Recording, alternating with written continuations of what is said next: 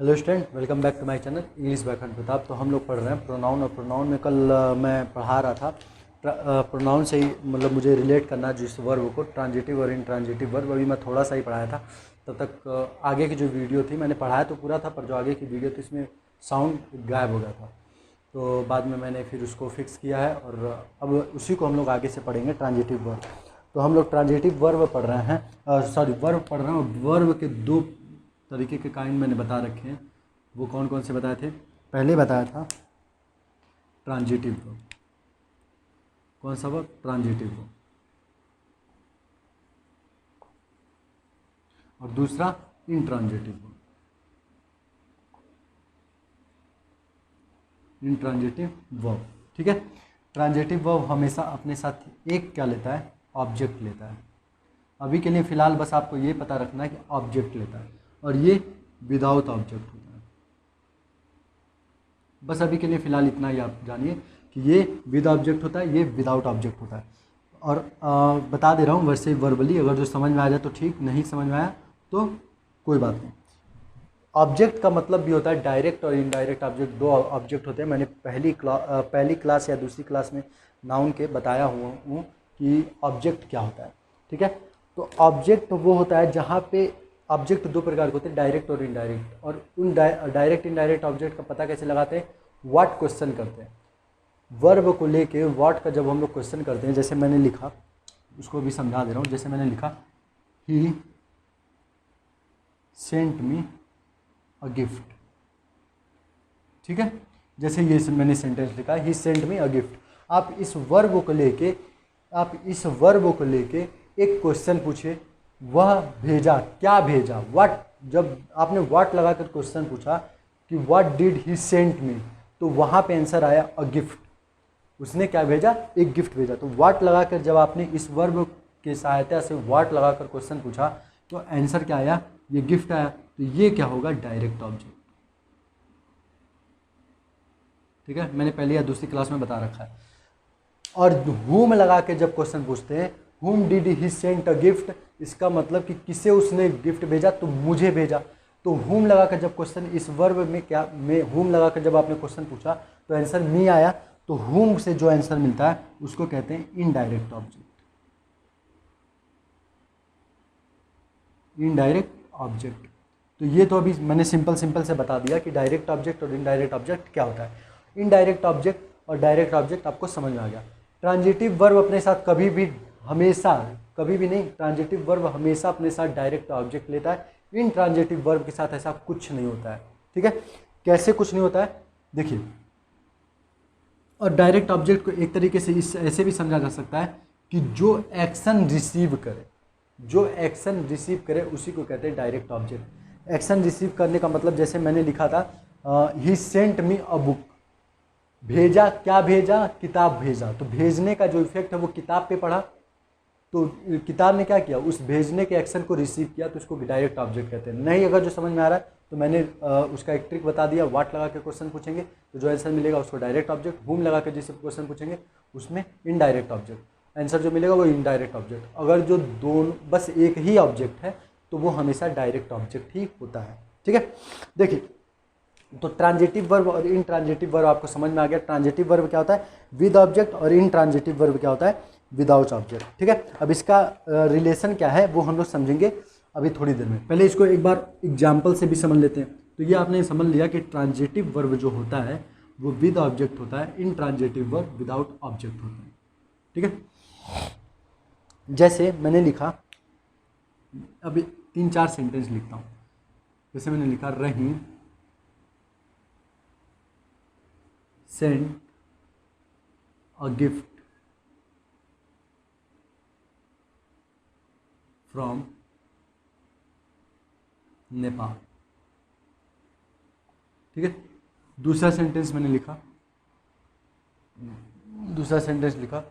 Rachel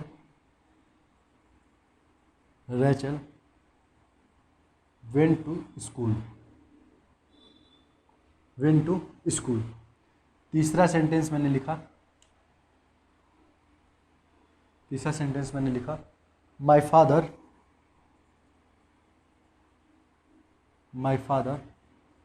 bot me, my father bought a car.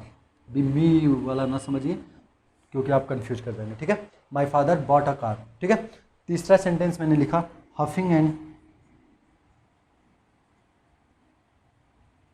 Buffing, huffing and buffing, we arrived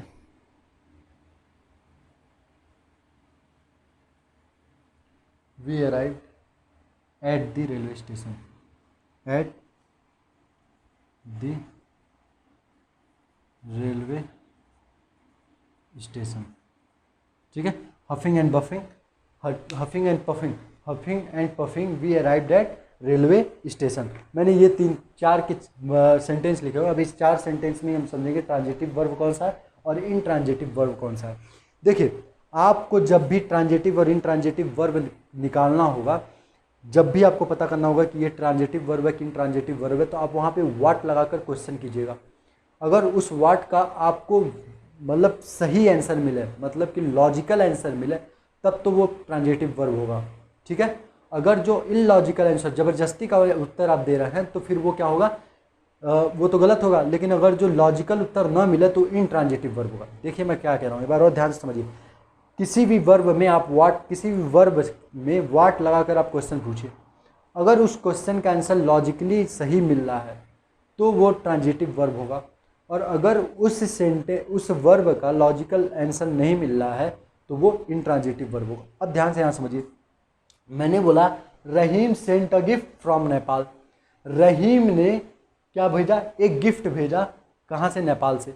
अब आप Saint में क्या लगा के व्हाट लगाकर आप एक क्वेश्चन पूछिए, व्हाट डिड रहीम सेंट, तो आपको सेंट से जो आंसर मिलेगा, व्हाट के द्वारा जो आंसर, जो आपने क्वेश्चन पूछा उसका आंसर जो होगा लॉजिकल होगा कि एक गिफ्ट भेजा। अक्सर लोग गिफ्ट भेजा करते हैं, तो एक गिफ्ट भेजा, तो ये क्या हो गया, एक डायरेक्ट ऑब्जेक्ट हो गया। ये क्या हो गया, एक ऑब्जेक्ट हो गया, और ये ऑब्जेक्ट इस वर्ब का है, तो ये वर्ब क्या हो गया, ट्रांजिटिव वर्ब, ठीक है। कैसा वर्ब है, ट्रांजिटिव वर्ब। ट्रांजिटिव और इनट्रांजिटिव वर्ब समझिएगा, ट्रांजिटिव वर्ब हमेशा अपने साथ एक ऑब्जेक्ट लेता है। कुछ वर्ब ऐसे होते हैं जो ऑब्जेक्ट लेते ही नहीं है, और कुछ वर्ब ऐसे होते हैं जो बिना ऑब्जेक्ट के चलते ही नहीं है। मान लीजिए यही लिखा होता है रहीम सेंट, तो आपके दिमाग में अपने आप एक क्वेश्चन आता है, क्या भेजा, रहीम ने भेजा, क्या भेजा, तुरंत आया दिमाग में, तो उसका आंसर है कि एक गिफ्ट भेजा। तो सेंट के बाद एक ऑब्जेक्ट आना कंपलसरी है, तो ये क्या हो गया, एक ट्रांजिटिव वर्ब। दूसरा सेंटेंस देखिए, दूसरा सेंटेंस में लिखा है Rachel went to school. Rachel school गई। अब यहाँ पे वेंट पे आप व्हाट लगाकर कोई लॉजिकल आंसर नहीं दे सकते हैं। रेचल क्या गई, रेचल कहाँ गई लिखा जा सकता है। इंसान कहीं जाता है, क्या नहीं जाता है, समझिएगा। इसका व्हाट लगाकर आप लॉजिकल आंसर निकाल ही नहीं सकते। इस वर्ब पे व्हाट लगाकर आप लॉजिकल आंसर दिखा नहीं सकते कि रेचल क्या गई। आप इसका आंसर वेयर से लगा सकते हो, क्योंकि वेंट हमेशा वेयर होता है। आप कहीं जाते हो, कोई पूछेगा कहाँ गए थे, तो आप उसका आंसर वेयर वाले क्वेश्चन वर्ड से, जो क्वेश्चन पूछा जाएगा उसका आंसर में वेंट का यूज किया जा सकता है। गो का फॉर्म, कम का फॉर्म यूज किया जा सकता है। तो रेचल वेंट टू स्कूल, तो यहाँ पे व्हाट लगाकर आपने क्वेश्चन पूछा, लेकिन उसका लॉजिकल आंसर नहीं मिला, कोई आंसर नहीं मिला, तो ये क्या हो गया, एक इनट्रांजिटिव वर्ब हो गया। क्यों, क्योंकि इसके साथ कोई भी ऑब्जेक्ट नहीं आया। वेंट टू स्कूल, कहाँ गया, ये जो है ये वर्ब है, सॉरी एडवर्ब है। ये जो टू स्कूल है ये एडवर्ब है। एडवर्ब में हम लोग समझेंगे कि ये क्यों एडवर्ब है। फिलहाल के लिए बस इतना जानिए, ये ऑब्जेक्ट नहीं है। क्या जाने का इफेक्ट स्कूल पे पड़ रहा है, नहीं पड़ रहा है। जाने का स्कूल पे पड़ रहा है, जाने का इफेक्ट स्कूल पे पड़ रहा है, नहीं पड़ रहा है। देखिए Rachel went to school, Rachel school गई, ठीक है। तो यहाँ पे आप क्या या किसे लगाकर क्वेश्चन पूछिए, कोई भी आंसर वेंट से नहीं आएगा, ठीक है। तो ये क्या हो गया, बिना वर्ब का वर्ब, बिना ऑब्जेक्ट का वर्ब है, तो ये इंट्रांजिटिव वर्ब। तीसरा देखते हैं, माई फादर बॉट अ कार, मेरे पिताजी ने एक कार खरीदी। अब यहाँ पे व्हाट लगाकर आप एक क्वेश्चन पूछिए बॉट को लेके, तो आपको एक लॉजिकल आंसर मिलेगा। What did my father by, what did my father by, तो आंसर आया अ कार। मेरे पिता ने क्या खरीदा, एक कार खरीदा। मेरे पिता ने क्या खरीदा, एक कार खरीदा। तो क्या का आंसर एक अकार मिला। तो ये क्या हो गया, एक ऑब्जेक्ट हो गया, डायरेक्ट ऑब्जेक्ट। खरीदा, क्या खरीदा, कार खरीदा, खरीदने का इफेक्ट कार पे पड़ा, तो कार क्या हो गया, ऑब्जेक्ट। तो ये क्या हो गया, विद ऑब्जेक्ट और विद ऑब्जेक्ट वर्ब, तो इसको क्या कहेंगे, transitive verb.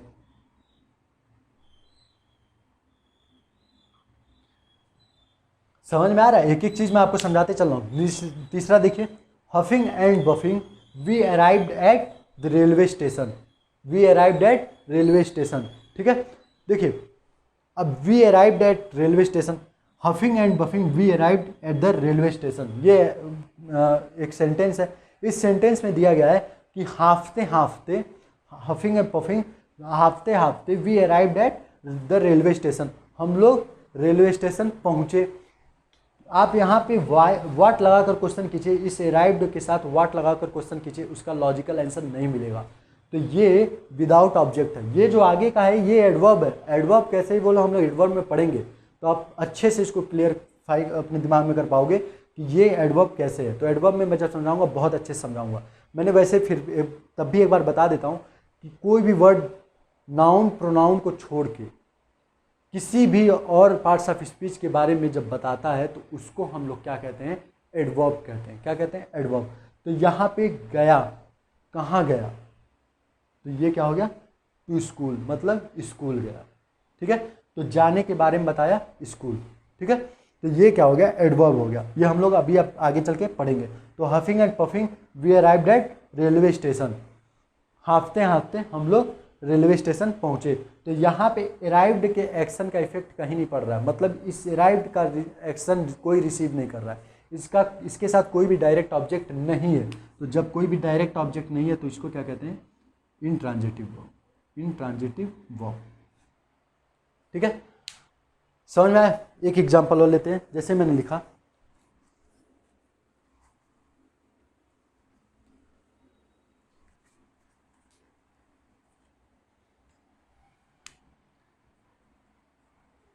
he sat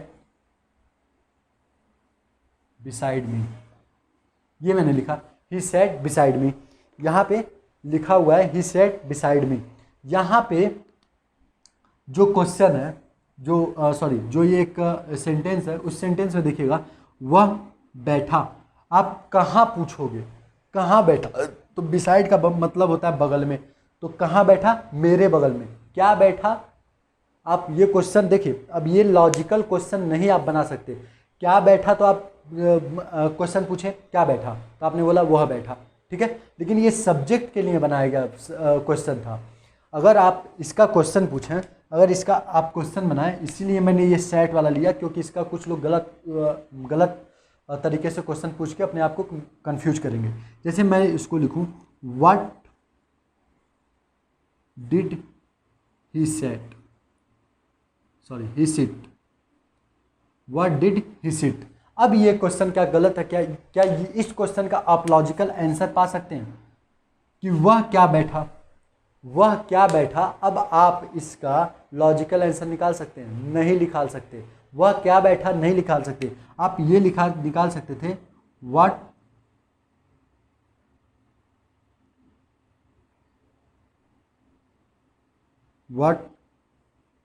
did sit, what did seat.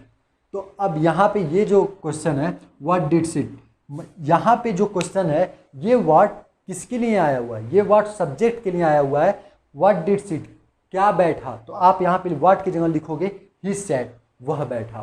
ठीक है, लेकिन अगर जो इस सेंटेंस का क्वेश्चन बनाए और वहाँ पे वर्ब की इस वर्ब को लेके व्हाट लें, व्हाट डिड ही सिट, मतलब कि सब्जेक्ट और वर्ब सेम है, और तब एक क्वेश्चन पूछा हमने व्हाट के साथ, तब इसका लॉजिकल आंसर नहीं आएगा।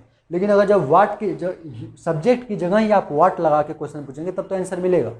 ठीक है, समझ में आया। तो क्या बैठा, वह बैठा।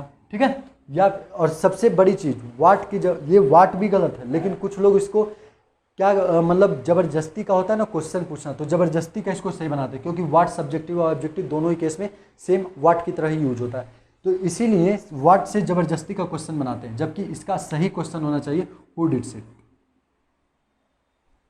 ठीक है, समझ में आया?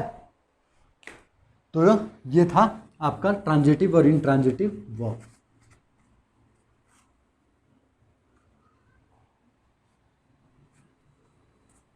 अब समझिए कि मैंने इतना बड़ा लंबा चौड़ा लेक्चर ट्रांजिटिव और इंट्रांजिटिव वर्ब पे क्यों दिया है। इसको भी समझिए कि मैंने प्रोनाउन के चैप्टर में ट्रांजिटिव और इंट्रांजिटिव वर्ब का इतना बड़ा लेक्चर क्यों दिया। देखिए, ट्रांजिटिव वर्ब का एक रूल ये होता है कि वो हमेशा अपने साथ एक ऑब्जेक्ट लेता ही लेता है। अगर वो ऑब्जेक्ट नहीं आया तो वो सेंटेंस गलत हो जाएगा। जैसे अगर जो लिखा हुआ है कुछ, मैंने जैसे अभी पहला सेंटेंस लिखा था, Rahim sent a gift from Nepal. ठीक है, ये मैंने सेंटेंस लिखा था। अगर इस सेंटेंस में आप अ गिफ्ट हटा दें, रहीम सेंट फ्रॉम नेपाल, तो क्या ये सेंटेंस सही है? नहीं सही है। रहीम ने एक गिफ्ट ही भेजा, रहीम ने नेपाल से भेजा, ये सेंटेंस आधा अधूरा है। ये आपको भी लग रहा होगा कि रहीम ने नेपाल से भेजा, क्या भेजा? तो ये है अ गिफ्ट, एक गिफ्ट भेजा। तो बिना गिफ्ट के, बिना इस वर्ड, इस ऑब्जेक्ट के, ये जो सेंटेंस था वो गलत हो जाता। तो जो ट्रांजिटिव वर्ब होते हैं वो हमेशा अपने साथ एक ऑब्जेक्ट लेते हैं। अगर ऑब्जेक्ट नहीं आता है तो वो सेंटेंस गलत हो जाता है। तो कभी कभी ऐसा होता है कि सेंटेंस में ऑब्जेक्ट नहीं दिया होता है, तो ऐसी सिचुएशन में उस ऑब्जेक्ट को फुलफिल करने के लिए उस ऑब्जेक्ट की जगह हम लोग कभी कभी प्रोनाउन लगाते हैं, और वो प्रोनाउन होता है रिफ्लेक्सिव प्रोनाउन। कैसे लगाते हैं अब यही मैं आपको समझाऊंगा। इसको लिखिए पहले। कुछ शब्द जैसे avail,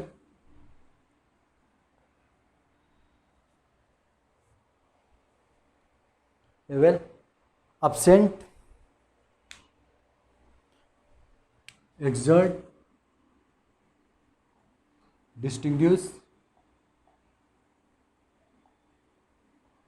distinguish, acquit, resign,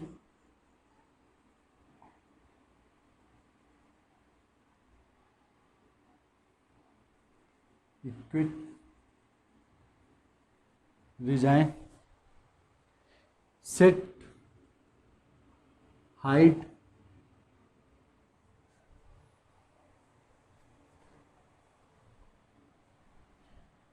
disguise,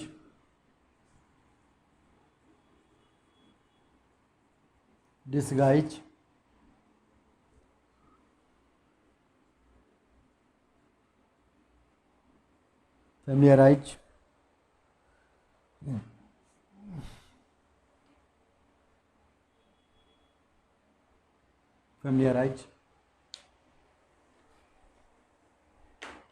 के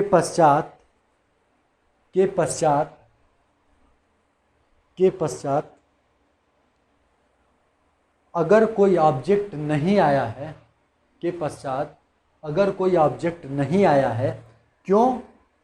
अभी मैं समझाता हूँ, ठीक है। अगर कोई ऑब्जेक्ट नहीं आया है,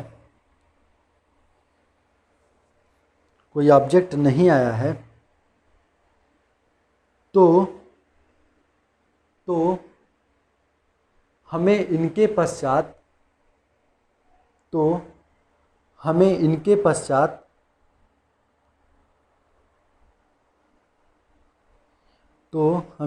पश्चात रिफ्लेक्सिव प्रोनाउंस को ऑब्जेक्ट के रूप में प्रयोग करना होता है। तो रिफ्लेक्सिव प्रोनाउंस को ऑब्जेक्ट के रूप में प्रयोग करना होता है। ऐसा न करने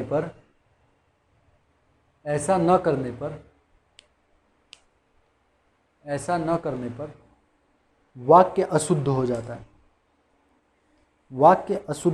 है। ये मेंस के क्वेश्चन बनते हैं इस पे। अब देखिए ऐसा क्यों होता है कि इसके साथ ऑब्जेक्ट नहीं आता है तो रिफ्लेक्सिव प्रोनाउन लगाते हैं, क्योंकि ये सारे के सारे एक ट्रांजिटिव वर्ब है। क्या है? एक ट्रांजिटिव वर्ब है। और इन ट्रांजिटिव वर्ब के कोई भी ट्रांजिटिव वर्ब हो उसके बाद ऑब्जेक्ट का आना कंपलसरी होता है, नहीं होता है तो वो क्वेश्चन क्या हो जाता है? गलत हो जाता है। अब आपको अगर जो कोई ऑब्जेक्ट नहीं दिख रहा है इनके बाद, तो आपको वहाँ पे एक रिफ्लेक्सिव प्रोनाउन लगाना होता है। अब देखिए कैसे। अब देखिए पहले मैं एक दो क्वेश्चन बता दे रहा हूँ, सॉरी एक दो का हिंदी बता दे रहा हूँ। एवेल मिस होता है,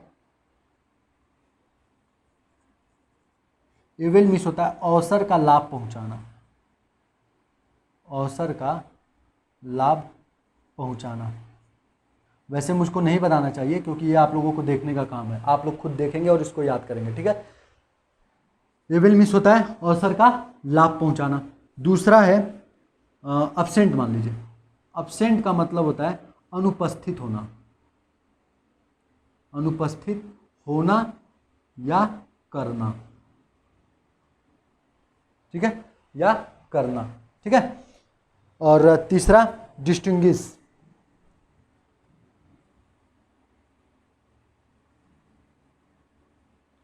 मतलब होता है अलग करना या भेद करना, ठीक है, अलग करना या भेद करना। अब मैं ये क्यों बता रहा हूं?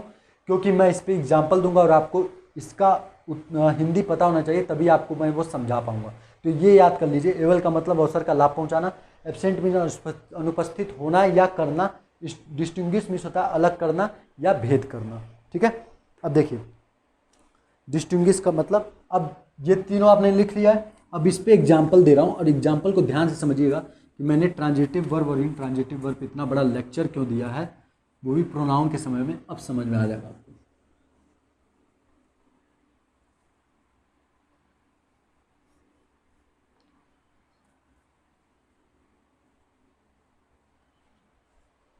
देखिए जैसे मैंने लिखा, पहला एग्जाम्पल लेते हैं, सी अवेल्ड ऑफ द अपॉर्चुनिटी।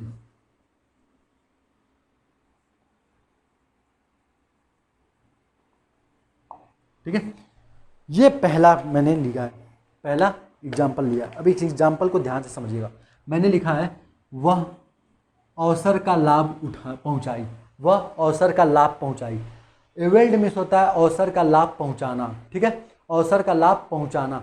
अब यहाँ पे देखिए अवसर का लाभ पहुंचाई, सी एवेल्ड ऑफ द अपॉर्चुनिटी, उसने अवसर का लाभ पहुंचाया।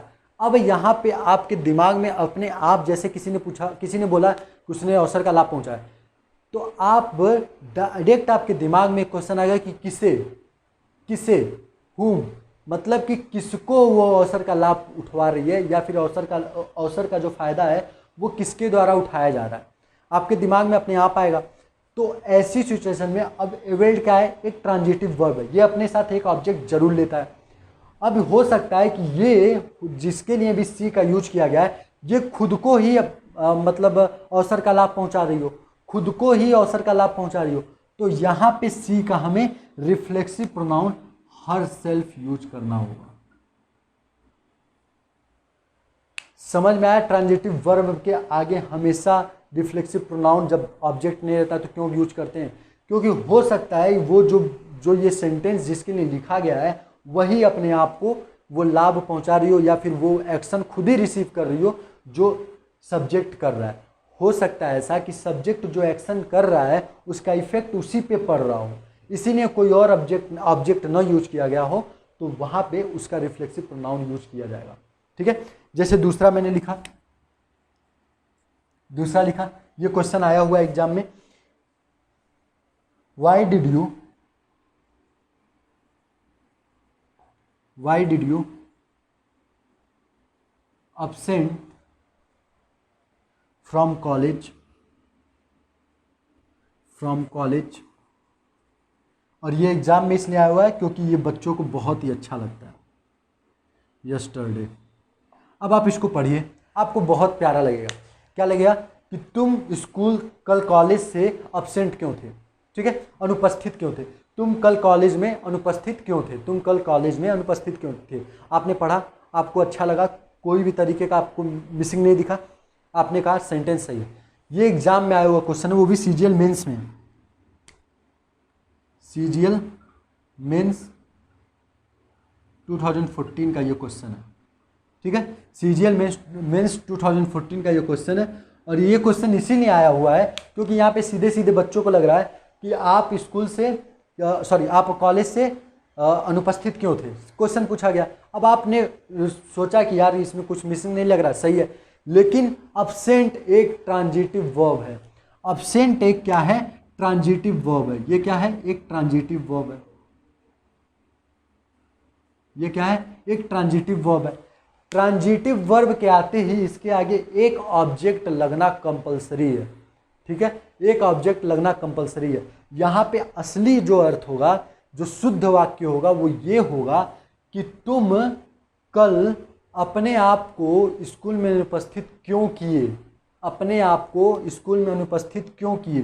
तो इस अब्सेंट का इफेक्ट, ये एक्शन ले कौन रहा है, यू ले रहा है, और इसी के लिए गए एक्शन का इफेक्ट इसी यू पे ही पड़ रहा है, मतलब कि इसी ने खुद को एब्सेंट किया है। तो यहाँ पे एब्सेंट के बाद एक ऑब्जेक्ट लगना है, और वो ऑब्जेक्ट क्या होगा, यू का ही रिफ्लेक्सिव प्रोनाउन योरसेल्फ। अब ये सेंटेंस सही हो गया। अब इसका सही शुद्ध ये है कि तुम अपने आप को कल इस कॉलेज से अनुपस्थित क्यों किए, ये होगा सही वाक्य, ठीक है। अब ये पता कैसे चला कि एब्सेंट के बाद रिफ्लेक्सिव प्रोनाउन का यूज होगा, क्योंकि एब्सेंट एक ट्रांजिटिव वर्ब है, इसके बाद ऑब्जेक्ट का आना कंपलसरी है, ठीक है। और ये ऑब्जेक्ट जब नहीं दिया है तो आप वहाँ पे रिफ्लेक्सिव प्रोनाउन लगाओगे। क्या लगाओगे, रिफ्लेक्सिव प्रोनाउन लगाओगे। स्पॉटिंग द एरर में क्वेश्चन आता है इससे, और ये आपको कई बार फंसाने के लिए यूज किया जाएगा एब्सेंट। और जो मैंने वर्ड लिखा है वो हाईलाइटेड वर्ड है। आप क्वेश्चन सॉल्व करना शुरू करोगे जब प्रोनाउन का, तो मैक्सिमम क्वेश्चन इन्हीं सारे वर्ड से आपको मिलेगा, और इसके बाद आपको रिफ्लेक्सिव प्रोनाउन यूज करना होगा, ठीक है, समझ में आया। इसके बाद आपको रिफ्लेक्सिव प्रोनाउन यूज करना होगा। एक और वर्ड है इंट्रोड्यूस। इंट्रोड्यूस, इसको भी देख लेते हैं।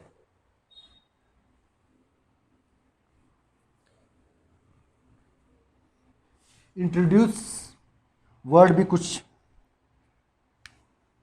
ये आप रिलेट कर पाओगे, इसलिए मैं इंट्रोड्यूस लिखवा रहा हूं।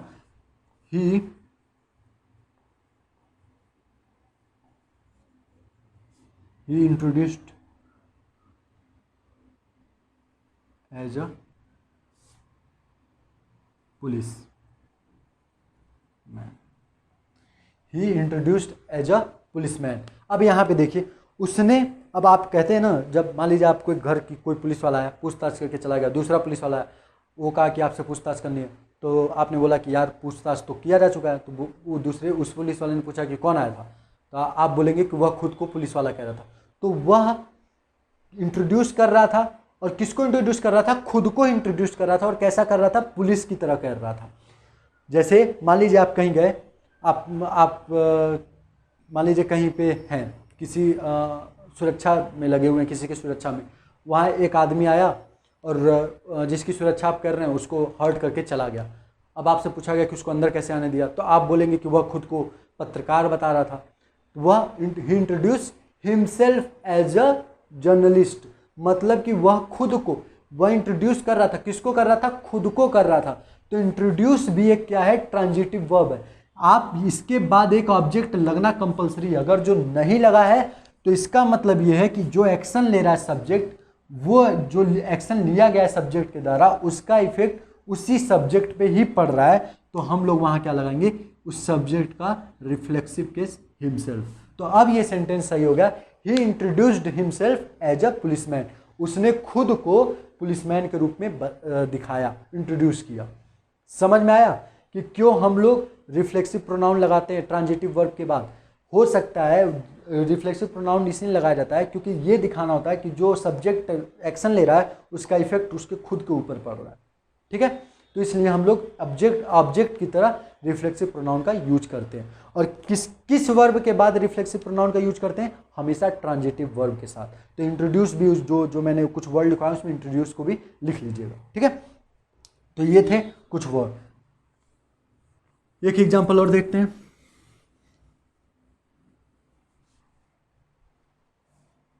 जैसे मैंने लिखा सी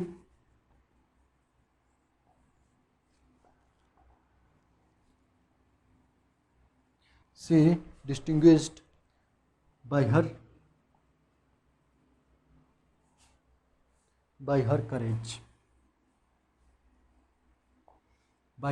करेज।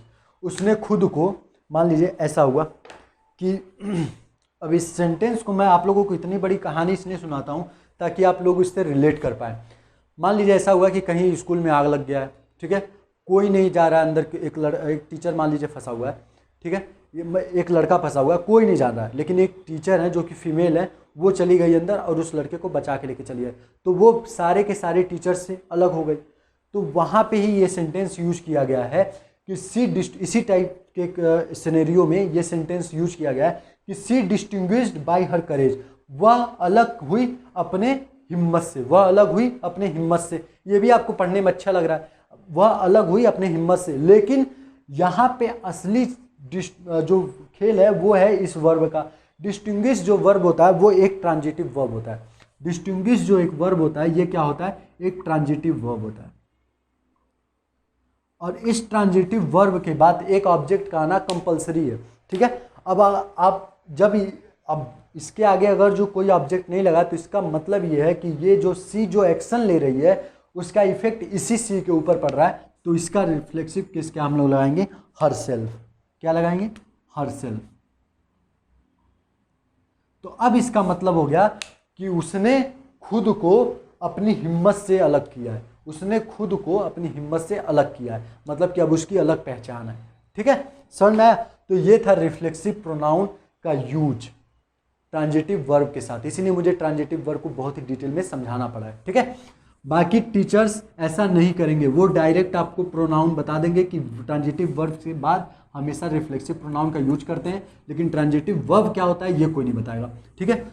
लेकिन देखिए मैंने भी आपको समझा तो दिया है ट्रांजिटिव वर्ब होते क्या है, आपको मैंने समझा दिया ट्रांजिटिव वर्ब होते कैसे हैं और होते क्या है और कैसे हमें पता लगाना होता है कि ट्रांजिटिव वर्ब है कि इंट्रांजिटिव वर्ब है। लेकिन कुछ स्पेशल वर्ड होते हैं जब मैंने लिखवा दिए, उन स्पेशल वर्ड को जरूर याद रखिएगा। तो इससे आपको फ़ायदा मिलेगा कि वो आपको एग्जाम में देखते ही लग जाएगा, अरे ये तो सर ने याद कराया कि ये ट्रांजिटिव वर्ब है, इसके बाद अगर जो ऑब्जेक्ट नहीं आया तो रिफ्लेक्सिव प्रोनाउन लगाना ही लगाना है। तो क्या हो जाएगा, आप क्या करके चले आएंगे, तुरंत क्वेश्चन सही करके चले आएंगे, ठीक है। चलिए नेक्स्ट रूल लिखिए। ये अलग से इसलिए लिखवा रहा हूँ, जो मैं रूल लिखवाने जा रहा हूँ ये अलग से इसलिए लिखवा रहा हूँ क्योंकि मोस्ट इंपॉर्टेंट वर्ड है। यदि इंजॉय वर्ब के पश्चात, यदि इंजॉय वर्ब के पश्चात वाक्य में किसी ऑब्जेक्ट का प्रयोग नहीं होता है, यदि इंजॉय वर्ब के पश्चात वाक्य में किसी ऑब्जेक्ट का प्रयोग नहीं होता है, ऑब्जेक्ट का प्रयोग नहीं होता है, तो हमें प्रोनाउंस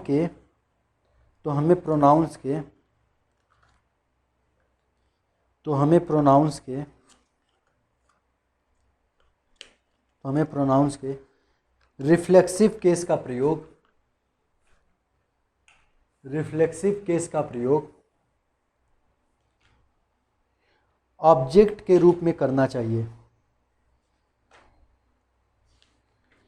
ऑब्जेक्ट के रूप में करना चाहिए। क्यों? क्योंकि इंजॉय भी एक क्या है, ट्रांजिटिव वर्ब, उसके बाद ऑब्जेक्ट का आना कंपलसरी है। नहीं आए तो आप कहने तो वहाँ पे आपको पता चल जाएगा कि जो सब्जेक्ट है वो जो एक्शन ले रहा है उसका इफेक्ट उसी पे पड़ रहा है, इसलिए उसका हम लोग क्या रिफ्लेक्सिव प्रोनाउन लगाएंगे। जैसे मैंने लिखा वी इंजॉयड यस्टरडे, और ये बहुत लोग सही करके आते हैं, वी इंजॉयड यस्टरडे। अब ये पढ़ने में भी अच्छा लग रहा है कि हमने कल बहुत मज़े किए, ठीक है। वी इंजॉयड यस्टरडे, तो ये पढ़ने में भी सही लग रहा है, लेकिन इंजॉय क्या है, एक सब्जेक्टिव केस है। क्या है, एक सब्जेक्टिव केस है। सॉरी इंजॉय क्या है, एक ट्रांजिटिव वर्ब है। जब इंजॉय एक ट्रांजिटिव वर्ब है तो इसके बाद एक ऑब्जेक्ट का आना कंपलसरी है, इसके बाद ऑब्जेक्ट का आना कंपलसरी है, ठीक है। तो इसके बाद जब ऑब्जेक्ट आप लाएंगे तो क्या लाएंगे, we enjoyed ourselves yesterday, ठीक है। हमने खुद के साथ खूब मस्ती की, ठीक है, हमने खुद के साथ खूब मस्ती की, ठीक है। तो इंजॉय एक स्पेशल वर्ड है, इसलिए मैंने इंजॉय को लिखवा दिया। अब आपको क्या करना है, मैंने जो वर्ड लिखवाए हैं आप उन वर्ड को जाइए, ऑक्सफोर्ड डिक्शनरी जो मैंने बता रखा है उसमें जब सर्च करेंगे तो वहाँ पे आगे लिख के उस वर्ब क्या आ जाएगा, ट्रांजिटिव वर्ब, मतलब कि ये हमेशा ही ट्रांजिटिव वर्ब के रूप में काम करते हैं, ठीक है। तो इन वर्ब को आपको रट लेना है, याद कर लेना है, एकदम दिमाग में बैठा लेना है कि अगर जिसके बाद कोई ऑब्जेक्ट नहीं आया तो उसको जो सब्जेक्ट है उसी का रिफ्लेक्सिव केस वहाँ पे यूज करेंगे, ठीक है। चलिए नेक्स्ट लिखिए, नेक्स्ट रूल लिखिए।